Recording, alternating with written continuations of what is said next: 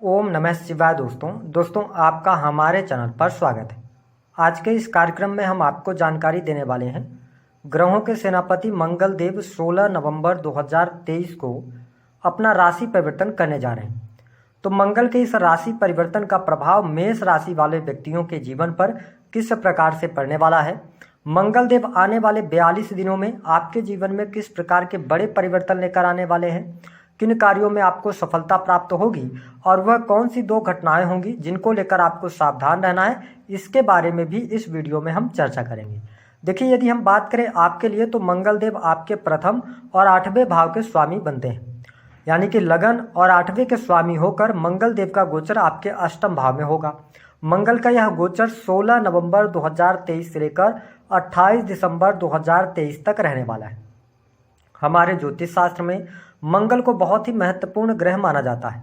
मंगल को मांगलिक और शुभ कार्यक्रमों का कारक भी माना जाता है। इसके साथ ऊर्जा, भूमि, शक्ति, साहस, पराक्रम, छोटे भाई बहन, इंजीनियरिंग, स्पोर्ट्स, इलेक्ट्रॉनिक गैजेट्स, इन सभी क्षेत्रों का इनको कारकत्व प्राप्त है।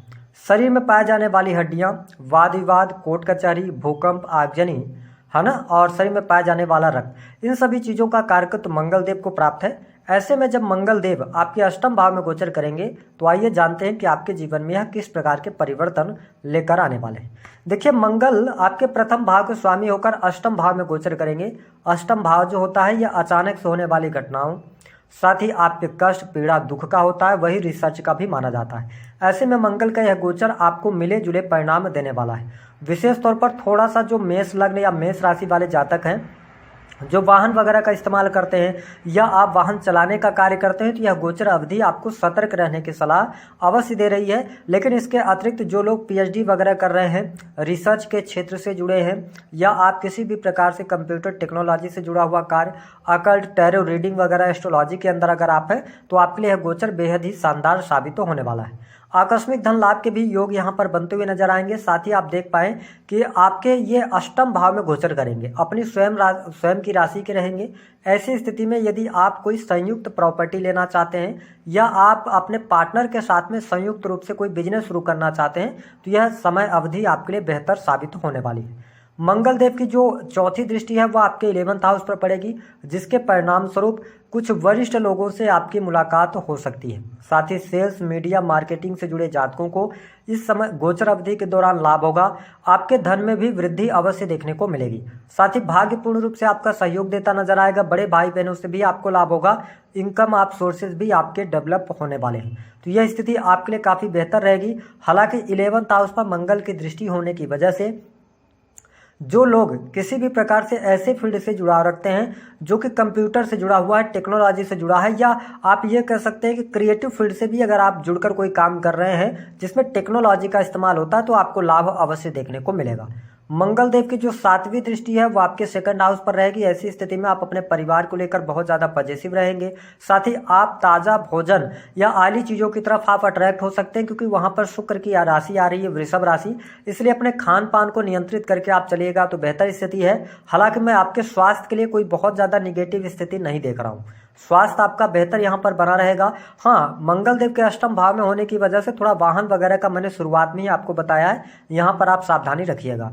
जो लोग वाणी कंसल्टेंसी से जुड़े कार्य करते हैं, वाणी आपकी प्रभावशाली रहेगी। लेकिन अगर आप गवर्नमेंट सेक्टर के अंदर कार्यरत हैं, नौकरी कर रहे हैं, तो वरिष्ठ अधिकारियों से बातचीत करते समय आपको सावधानी बरतने की सलाह ग्रह सितारे जरूर दे रहे हैं। इसके अतिरिक्त यदि देखा जाए तो यहाँ पर आपके लाभ में वृद्धि होगी। साथ ही जो लोग गवर्नमेंट सेक्टर के अंदर कार्यरत हैं उनके लिए दिसंबर का जो महीना होगा यह प्रमोशन लेकर आने वाला है, यानी कि आपको प्रमोशन प्राप्त होगा।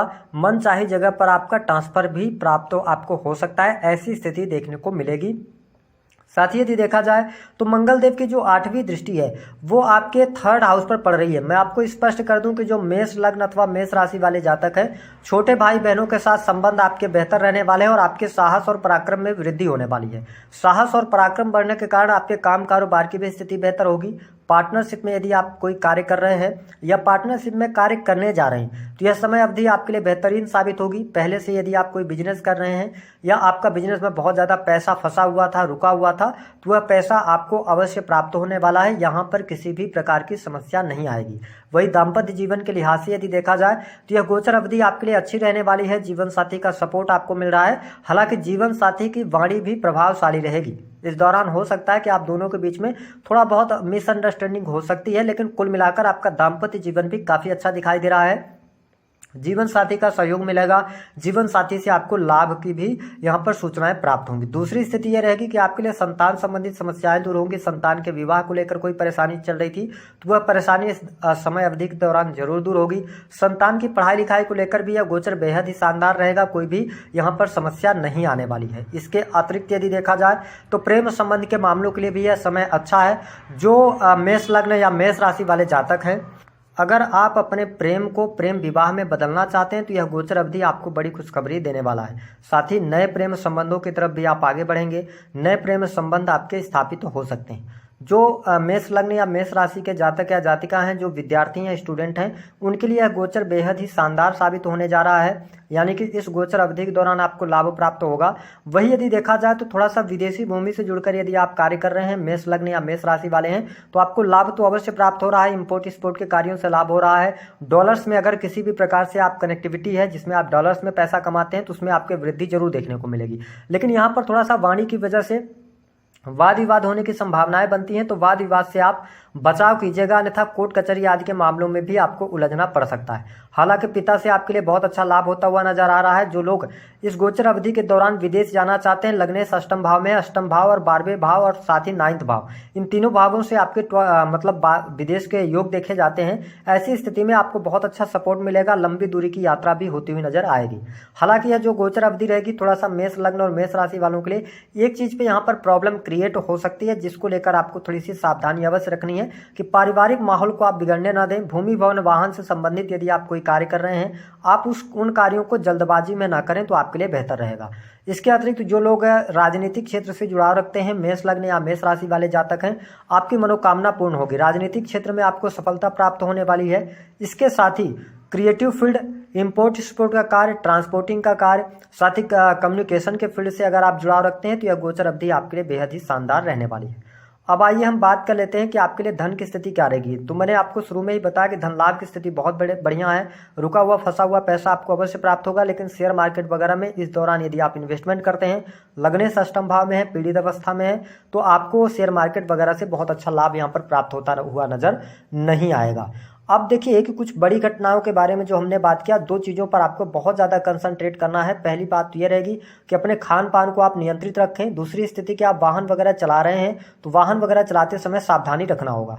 और अगर देखा जाए तो दूसरी जो बड़ी घटना होगी, यदि आप बिजनेस कर रहे हैं तो आपके लिए बेहतर है। नौकरी कर रहे हैं तो नौकरी से लाभ होगा। प्राइवेट सेक्टर के अंदर कार्यरत हैं तो प्राइवेट सेक्टर से भी लाभ होगा और सैलरी में वृद्धि देखने को मिलेगी। उपाय क्या करना है? देखिए, मेष लग्न और मेष राशि वालों के लिए मंगल की स्थिति थोड़ा सा निगेटिव तो रहेगी ही, क्योंकि यह अष्टम भाव में चले गए हैं, दुख कष्ट पीड़ा के भाव में।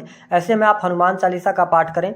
इसके अलावा अपने मस्तक पर लाल रंग का टीका आप करना शुरू करें। इससे भी मंगल को बल मिलेगा, जिससे कि आपकी जो समस्याएं हैं उनमें काफ़ी हद तक कमी देखने को मिलेगी। साथ ही यदि देखा जाए तो धन लाभ के लिए आपको शनिवार के दिन आपको गरीब व्यक्तियों को आप भोजन करा सकते हैं, या गरीब व्यक्तियों को कुछ न कुछ आप दान कर दें, तो इससे भी आपको बहुत अच्छे बेनिफिट देखने को मिलेंगे। तो दी गई जानकारी पसंद आए तो वीडियो को लाइक करें, चैनल को सब्सक्राइब कर दें।